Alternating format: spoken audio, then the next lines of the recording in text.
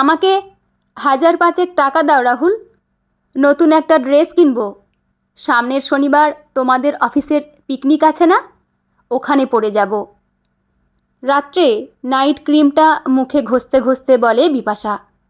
বিছানায় বসে স্মার্টফোনের মধ্যে ডুবে থাকা রাহুল অবাক হয়ে তার দিকে তাকায়। আবার টাকার দরকার তোমার? এই 1 সপ্তাহ আগেই তো 2000 টাকা দিলাম। আবার নতুন ড্রেস কিনবে? কেন, তোমার তো এত ড্রেস আছে। নতুন নতুন sari, salwar, skirt, long frock, gown, lehenga, jeans top, এতেই তো 2টো আলমারি পুরো ঠাসা। এর মধ্যে যে কোনো একটা পরে নেবে। সামান্য একদিনের অফিস পিকনিকের জন্য নতুন ড্রেসের কি প্রয়োজন সোনা? যা বোঝো না তা নিয়ে কেন কথা বলতে যাও বলো তো? আলমারিতে যে ড্রেসগুলো আছে তা সব পুরানো। বিভিন্ন সময়ে পুজো পার্বণে তোমার কলিগদের বাড়ির অনুষ্ঠানে পরে গেছি। তোমার বন্ধুর বউরা সবাই ওগুলো দেখেছে। ওসব আর পরবো না। পুরানো ড্রেস পরে গেলে ওরা ঠিক প্রশ্ন করবে, এটা তুমি বাবাইয়ের বার্থডেতে পরেছিলে না বিপাশা? যা শকুনের নজর তোমার কলিগদের বউগুলোর। বাপ রে বাপ, পিকনিক করতে তো নয়, সবাই অপরের শাড়ি, গয়না, পোশাক পরিচ্ছদ দেখতে ও দেখাতে আসে। রাহুল একটু তোষামদের সুরে বলে, ওদের কথা বাদ দাও বিপাশা, তুমি কি ওদের মতো? তুমি যে কোনো ড্রেস পরো না কেন, সব সময় তোমাকেই দ্য বেস্ট লাগে। আমি তো আমার সুন্দরী বউটার দিক থেকে চোখ ফেরাতে পারি না। আর আমার সব বন্ধুরাও তোমার দিকে মুগ্ধ চোখে তাকায়। তোমার কত প্রশংসা করে বলো তো? রাহুলের কথা শুনে বিপাশা মনে মনে ভাবে, সেটা কি আর আমি বুঝি না? আমি যেখানেই যাই না কেন পুরুষেরা যে আমার দিকে মুগ্ধ দৃষ্টিতে তাকায়, বারবার চোরা চাহনি দেয়, সেটা তো আমি ভালোই উপভোগ করি রাহুল। আর সেজন্যই তো একটু সময় নিয়ে সাজগোজ করি। ধৈর্য ধরে পছন্দ মতো পোশাক গয়না পরে যাই। সমস্ত পার্টির মধ্যমণি তো আমিই থাকি। আর সেজন্যই তো উপস্থিত সব মহিলারা আমাকে হিংসা করে, ঈর্ষা করে। বিপাশাকে চুপ করে থাকতে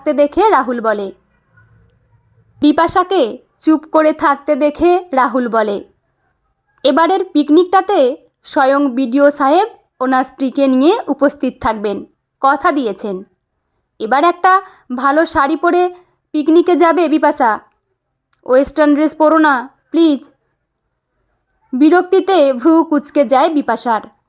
কেন, তোমাদের বিডিও স্যার কি বলে দিয়েছেন তোমাদের অফিসের মহিলা স্টাফেরা, অফিসারদের স্ত্রীরা কি পরে পিকনিকে যাবে?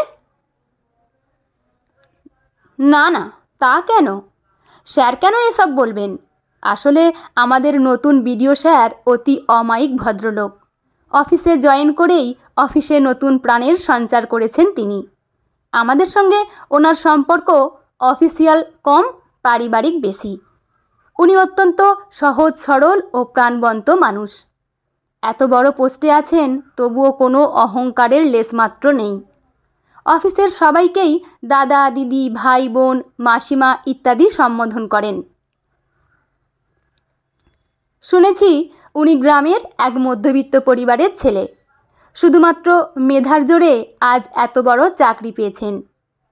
আমরা পিকনিকে নেমন্তন্ন করতেই সানন্দে তা গ্রহণ করেন। আবার নিজের থেকেই বলেন যে পিকনিকের দিন ওনার স্ত্রীকেও সঙ্গে আনবেন। শুনেছি কোনো এক বিদ্যালয়ের শিক্ষিকা ওনার স্ত্রী। বাহ বাহ, নতুন বিডিও স্যারের এত প্রশংসা। আচ্ছা, পিকনিকের দিন দেখা যাবে তোমাদের স্যারকে। কিন্তু তোমাদের স্যার ম্যাডামের জন্য আমি শাড়ি পরতে পারবো না রাহুল। পিকনিক মানেই সারাদিনের প্রোগ্রাম। সারাদিন ওই 12 হাতের শাড়ি পরে থাকা আমার পক্ষে সম্ভব নয়। আমি গ্রাউন পরেই যাব, সে তুমি যতই বারণ করো না কেন। আর ওই 5000 টাকাটা লাগবে জানু। শ্বেতাজ ক্রিয়েশনে নতুন একটা কালো রঙের গ্রাউন দেখেছি, ওটা বুকও করে রেখেছি, এখন শুধু পেমেন্ট দিয়ে নেওয়াটা বাকি আছে। শুনতে পাচ্ছ তুমি? ফোন রেখে ততক্ষণে শুয়ে পড়েছে রাহুল। কোলাঘাট পেরিয়ে রূপনারায়ণের তীরে পিকনিক করার মতো ঘেরা জায়গার ব্যবস্থা করা আছে। চারপাশে যত্ন করে লাগানো গাছপালা, নানা রকমের ফুলের সমাহার, মাঝে মাঝে একখণ্ড সবুজ ঘাসের জমি, অত্যাধুনিক সুবিধাযুক্ত ছোট ছোট খড় দিয়ে ছাওয়া কটেজ করা, মাঝে ছোট ছোট পরিষ্কার জলভর্তি পুকুরের মতো তৈরি করা কৃত্রিম জলাশয়, তাতে বোটিংয়ের ব্যবস্থা আছে।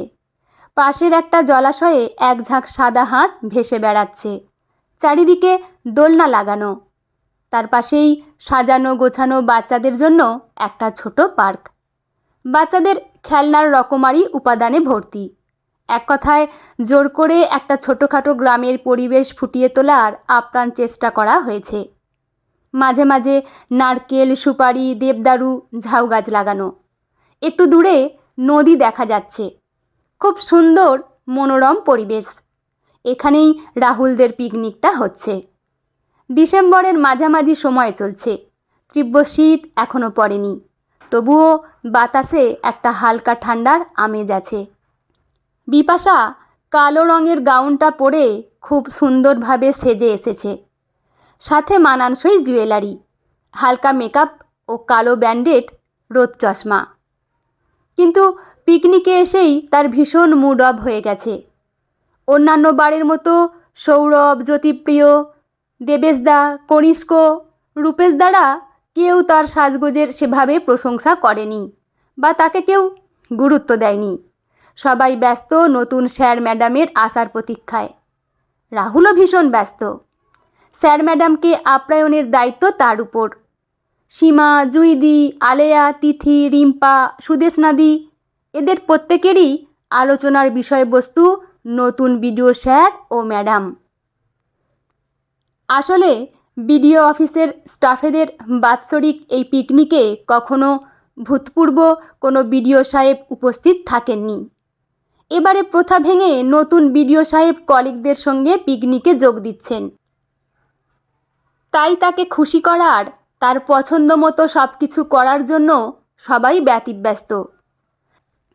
দেবেশদা ব্যস্ত হয়ে মহিলাদের দিকে এসে বলেন, তোমরা প্রথমেই ম্যাডামের হাতে গোলাপের তোড়াটা দেবে, তারপর স্যার ম্যাডামের জন্য আনা স্পেশাল শরবত ও পরে মিষ্টি তোমরাই ওনাদের পরিবেশন করবে।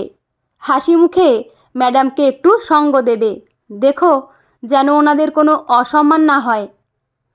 এসব দেখে শুনে পুরো গা পিত্তি জ্বলে যাচ্ছে বিপাশার।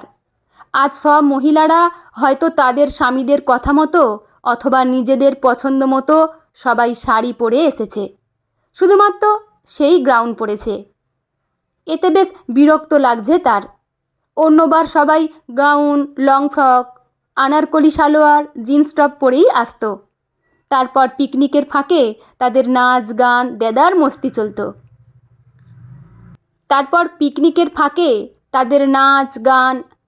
মস্তি চলতো। আর এইবার যেন সবাই তাকে ব্যঙ্গ করতেই একযোগে শাড়ি পরেছে। রাহুল যে স্পষ্টতই তার প্রতি বিরক্ত, অসন্তুষ্ট, তা হাবে ভাবেই বুঝিয়ে দিচ্ছে। একদম ভালো লাগছে না বিপাশার।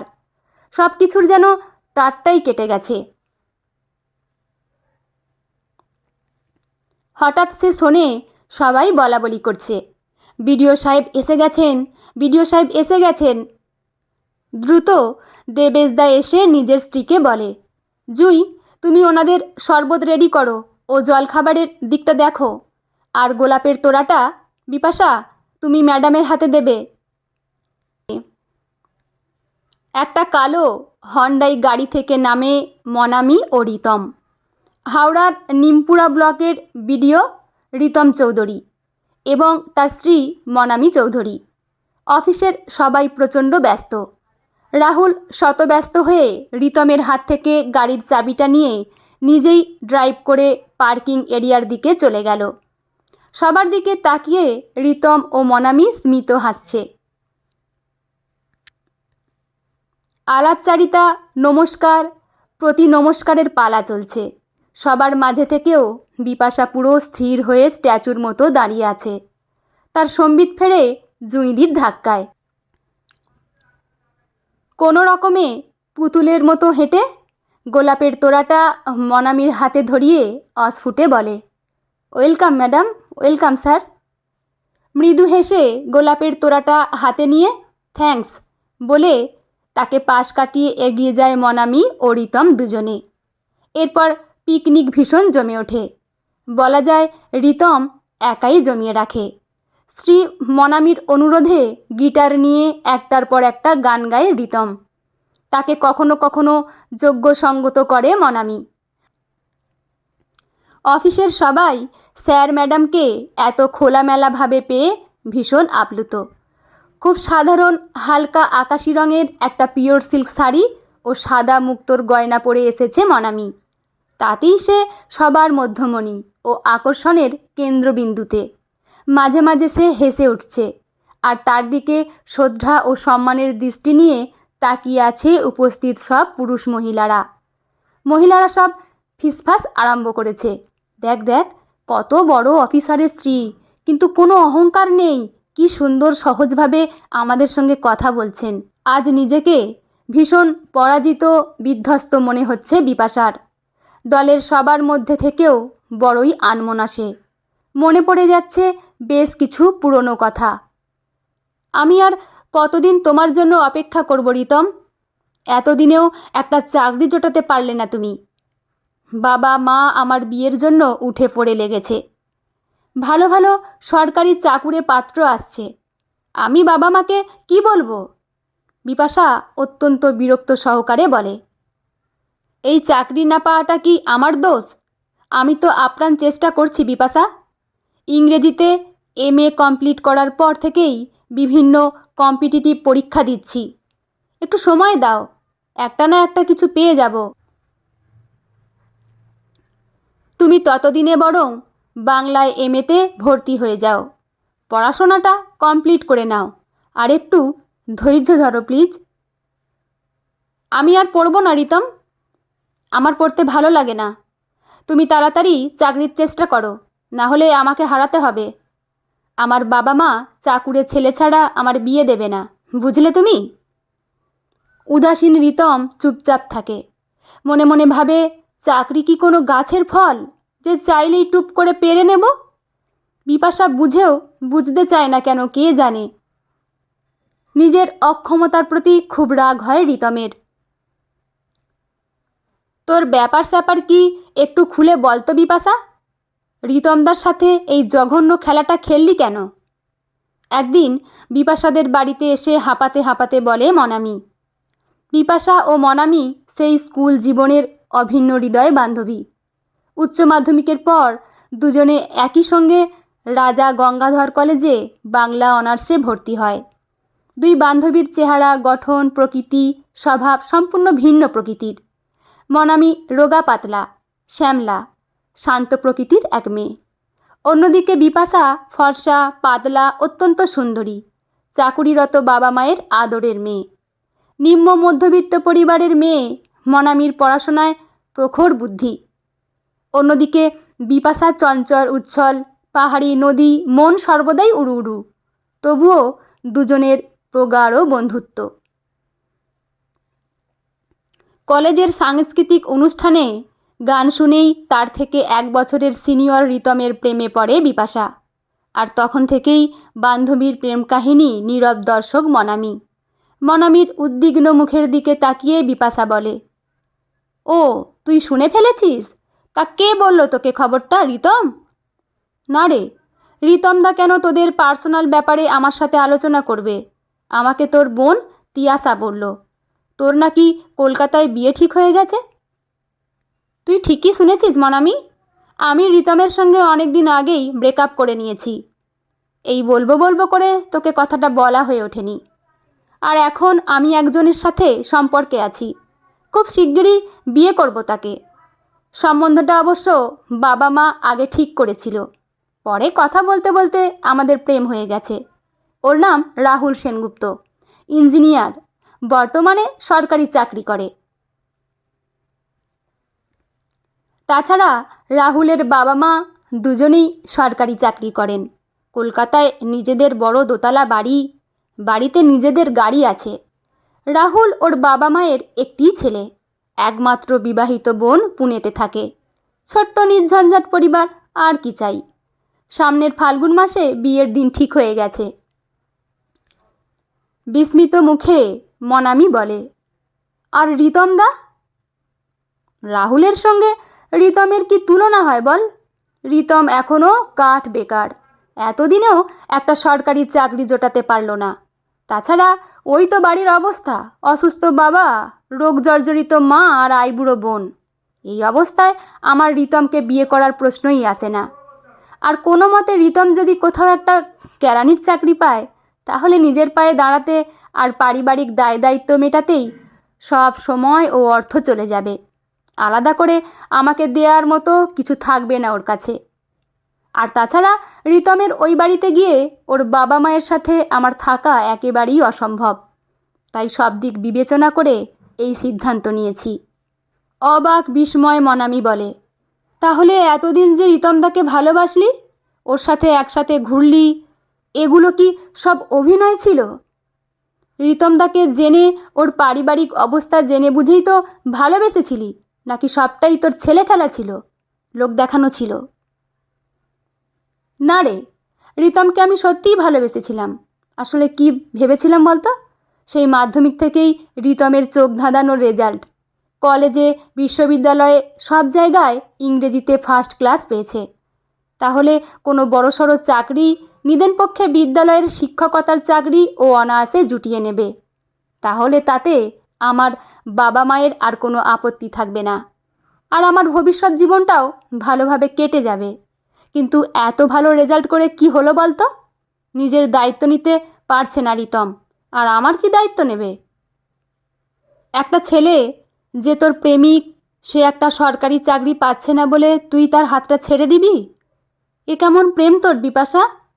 তুই সত্যিই রিতমদাকে ভালোবাসিস, নাকি তার সরকারি চাকরিকে? ভালোবাসার সঙ্গে সরকারি চাকরি পাওয়ার কী সম্পর্ক? B practical Monami. জীবনে ভালোভাবে বাঁচতে গেলে টাকা আগে প্রয়োজন। শুধু প্রেম ভালোবাসা দিয়ে জীবন কাটানো যায় না। আমি আমার বাবা মায়ের কাছে যেভাবে আদরে প্রাচুর্যে মানুষ, রিতম কখনো আমাকে সেভাবে রাখতে পারবে না। রিতমের থেকে রাহুল অনেক যোগ্য। ওকে বিয়ে করলে আমি সুখী থাকবো মনামি। তুই এত স্বার্থপর আমি আজ জানলাম বিপাশা। ঘৃণা হচ্ছে তোকে নিজের বেস্ট ফ্রেন্ড ভাবতে। রিতমদার মতো মেধাবী ভালো মনের একটা ছেলের মনটা ভেঙে গুড়িয়ে দিতে তোর একটু বিবেকে বাঁধলো না? তুই ভীষণ নোংরা মনের মানুষ বিপাশা। এই তোর মতো মেয়েদের জন্যই প্রেম ভালোবাসা শব্দটা থেকে অনেকের বিশ্বাস উঠে যায়। জানিস তো, এ পৃথিবীতে বিনা কারণে কারোর মন ভাঙা, এটাও ভীষণ বড় একটা পাপ। এতে সেই মানুষটা চরম মানসিক বিপর্যয়ের শিকার হয়। মনামির কথা শুনে ভুরু কুঁচকে বিপাশা বলেছিল, বাবা, তোর এত দরদ রিতমের প্রতি? রিতমদা করতে করতে তুই ওর প্রেমে পড়ে গেছিস নাকি? যদি সেটা হয় তাহলে বেস্ট অফ লাক মনামি। রিতমকে আর মানসিক অবসাদের শিকার হতে হবে না। তুই তোর প্রেম ভালোবাসা দিয়ে রিতমকে আগলে রাখিস। অবশ্য রিতম যদি তোকে ভালোবাসে, সবসময় তো আমার সাথেই থাকতিস। রিতম কি কখনো তোর দিকে তাকিয়ে দেখেছে? আর দেখবেই বা কেন? তোর যা রূপের ছিরি, কখনো দেখেছিস আমার পাশে তোকে কেমন দেখায়? যাকগে, এখন শোন, আমার বিয়ের 2 দিন আগের থেকে তোকে কিন্তু আসতে হবে। যতই হোক তুই আমার বেস্ট ফ্রেন্ড বলে কথা। ধন্যবাদ রে, আমাকে চোখে আঙুল দিয়ে নিজের অবস্থানটা বুঝিয়ে দেওয়ার জন্য। তবে কি জানিস, আমি দেখতে যত খারাপই হই না কেন, আমার ভেতরের মনটা ভীষণ সুন্দর। অন্তত তোর মতো সুবিধাবাদী তো একেবারেই নয়। আর রইল তোর বিয়ের নেমন্তন্ন খাওয়া। সরি রে বিপাশা, তোর বিয়েতে এসে আনন্দ করা আমার পক্ষে সম্ভব হবে না। সত্যিটা তোকে সরাসরি বলে দিই, এই মুহূর্ত থেকে তোকে আর আমি আমার বান্ধবী বলে স্বীকার করি না। তোর নিচু মানসিকতার সঙ্গে আমার মানসিকতা কিছুতেই মিলবে না। ক্ষমা করিস আমায়। তবে তোকে একটা শেষ কথা বলে যাই, আজ রিতমের সাথে যেটা করলি, আগামীকাল তোর স্বামী রাহুলের সাথে সেটা করিস না। যাকে বিয়ে করছিস তাকে অন্তত ঠকাস না। বিয়ে করে সুখে থাকিস ভাই। তোকে বিবাহিত জীবনের অনেক শুভকামনা জানাই। তারপর আর বিপাশার বিয়েতে আসেনি মনামি, আর রিতমের কোনো খবর রাখেনি সে। রাহুলের সঙ্গে বিবাহ পরবর্তী জীবন স্বপ্নের মতো কেটেছে তার। জাঁকজমক করে বিয়ে, কাশ্মীরে হানিমুন, পরে রাহুলের সঙ্গে তার চাকরি সূত্রে জলপাইগুড়িতে চলে যায় বিপাশা। 5 বছর সেখানে থাকার পর এই বছর 2 হাওড়ার নিমপুরাতে ট্রান্সফার নিয়ে রাহুলের সঙ্গে সে এসেছে। এখন নিমপুরাতেই বাড়ি ভাড়া নিয়ে থাকে তারা। শনি রবিবার তাকে নিয়ে কলকাতায় নিজেদের বাড়িতে চলে যায় রাহুল। রাহুলের সঙ্গে বিবাহিত জীবন বেশ ভালোই কাটছে তার। প্রতি বছর একবার করে বাইরে ঘুরতে বেড়ানো, দেদার শপিং, ইচ্ছামতো স্বাধীন জীবন। টাকা পয়সার অভাব নেই রাহুলের, তবে ইদানিং তার প্রতি প্রেমে একটু ভাটা এসেছে। এখন মাঝে মাঝে রেগে ওঠে সে। বেশ কিছুদিন ধরেই একটা সন্তান চাইছে রাহুল, কিন্তু সে নিজে এ ব্যাপারে ভীষণ উদাসীন। এত কম বয়সে সন্তানের দায়িত্ব নিতে রাজি নয়। এজন্যই ইদানিং নিজেদের মধ্যে টুকটাক ভুল বোঝাবুঝি আরম্ভ হয়ে গেছে। এই আজ যেমন রাহুল তাকে সম্পূর্ণ ইগনোর করে মুগ্ধ হয়ে মনামির দিকে তাকিয়ে আছে। মনামি তখন চোখ বন্ধ করে গাইছে, ভালোবাসি ভালোবাসি সেই সুরে কাছে দূরে জলে স্থলে, বাজায় বাজায় বাঁশি ভালোবাসি ভালোবাসি। মুগ্ধ চোখে তার দিকে তাকিয়ে গিটার বাজাচ্ছে রিতম। দুজনের চোখে মুখেই ভালোবাসার পরিতৃপ্তির ছাপ।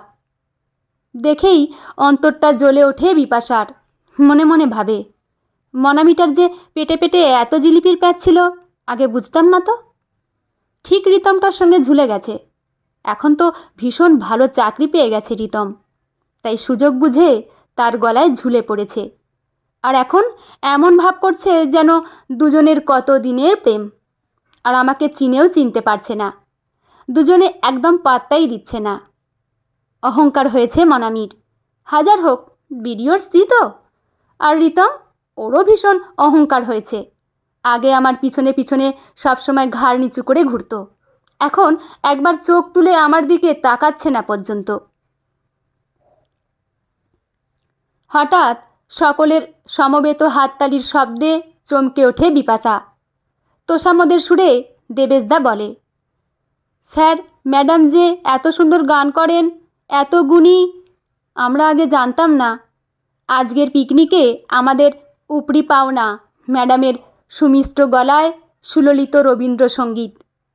এই প্রথম বিপাশার দিকে সরাসরি তাকায় রিতম। মৃদু হেসে সকলকে বলে, ম্যাডাম শুধু গুণীই নন, ভীষণ ভালো মানসিকতার একজন নারী। আমার অনেক দিনের পরিচিত, দুঃসময়ের বান্ধবী। কথায় বলে না, দুঃসময়ে প্রকৃত মানুষ চেনা যায়। যখন আমি বেকার একটা চাকরির জন্য হন্যে হয়ে ঘুরেছি, আমার 4 বছরের পুরানো প্রেমিকা আমার হাত ছেড়ে দিয়ে শক্তপোক্ত হাত ধরে নিতে বিন্দুমাত্র দ্বিধা করেনি। সে সময় হঠাৎ করেই আমার মা চলে যান। এমন চরম মানসিক এবং পারিবারিক অসহায় অবস্থায় এই ম্যাডাম প্রকৃত বন্ধুর মতো আমার পাশে দাঁড়ান। তার সহমর্মিতা দিয়ে, সহানুভূতি দিয়ে, শ্রম দিয়ে আমাকে সামনে এগিয়ে যাওয়ার অনুপ্রেরণা দেন। আজ আমি যা কিছু হয়েছি তার পেছনে এই ম্যাডামের ভূমিকা অনেকখানি। আহ, কি হচ্ছে কি, তুমি চুপ করো না, লজ্জা পেয়ে মনামি বলে। না না মনামি, আজ আমায় বলতে দাও। মনামি যে শুধু আমাকে সঠিক পথের দিশা দেখিয়েছে তাই নয়, মিসেস মনামি চৌধুরী এখন অনেককেই আলোর পথের দিশা দেখাচ্ছে। ভালোবাসা বলে মনামির এনজিও পথশিশুদের পড়াশোনা ও তাদের পুনর্বাসন নিয়ে কাজ চালাচ্ছে। তাছাড়া ম্যাডাম পেশায় একটা উচ্চ বিদ্যালয়ের বাংলার শিক্ষিকা। উপস্থিত সবাই মুগ্ধ হয়ে শ্রদ্ধা ও সম্ভ্রমের চোখে মনামিকে দেখে যাচ্ছে ও প্রশংসায় ভরিয়ে দিচ্ছে। খাওয়া দাওয়ার পর পিকনিকের জায়গা থেকে একটু দূরে একা ফোনে কথা বলছিল মনামি। হঠাৎ তার পিছনে গিয়ে বিপাশা দাঁড়ায়। কিরে, চিনতে পারছিস না নাকি? তুই এখন তো ভিডিওর বউ, তারপর আবার স্কুলের শিক্ষিকা, আবার ওই সব ভিখিরির শিশুদের জন্য কী সব করিস। তোর তো কপাল খুলে গেছে দেখছি। তোর বর তো তোর প্রশংসায় পঞ্চমুখ।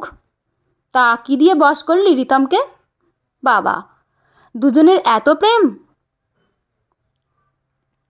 মৃদু হেসে মনামি বলে, তুই কিন্তু একই আছিস বিপাশা, একটুও পাল্টাসনি। তোর মানসিকতাটা একই রকম নিচু রয়ে গেল। রাস্তার অনাথ বাচ্চারা ভিখারি, সত্যি পারিস তুই। আর শোন, এখন যেন ভুলেও রিতম রিতম বলিস না, স্যার বলবি। তোর বর রাহুল এখন রিতমের নিচের পোস্টে কাজ করে। সবসময় কীরকম স্যার স্যার ম্যাডাম ম্যাডাম করে তোষামত করছে, দেখতে পাচ্ছিস তো। ভালোই বললি রে। আমার ছেড়ে যাওয়া প্রেমিককে বিয়ে করে এত অহংকার তোর? তবে জানি না রিতম কী দেখে তোকে পছন্দ করেছে। এখনও তো ভিডিও, ইচ্ছে করলেও তোর থেকে অনেক সুন্দরী মেয়ে পেত বিয়ে করার জন্য। মনামিকে ডাকতে এসে বিপাশার কথাগুলো শুনে ফেলে রিতম। এগিয়ে গিয়ে বলে, গায়ের চামড়া ফর্সা সুন্দর হলেই মানুষের মন মানসিকতা সুন্দর হয় না ম্যাডাম। এ কথাটা আমি জীবনের কাছ থেকে শিখেছি। সুন্দরভাবে জীবনযাপন করতে হলে সুন্দর মানসিকতার জীবনসাথীর প্রয়োজন, যা আমি আমার স্ত্রী মনামির মধ্যে পেয়েছি।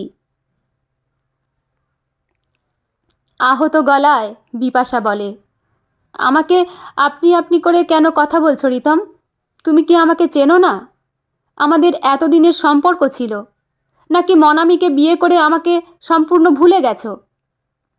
এবার হেসে ওঠে রিতম। ভুল করলেন ম্যাডাম, আমি কিন্তু আপনার বেকার প্রাক্তন প্রেমিক নই। আমি এখন রীতিমতো প্রতিষ্ঠিত একজন সরকারি অফিসার, আর আপনাকে আমি একদমই চিনি না।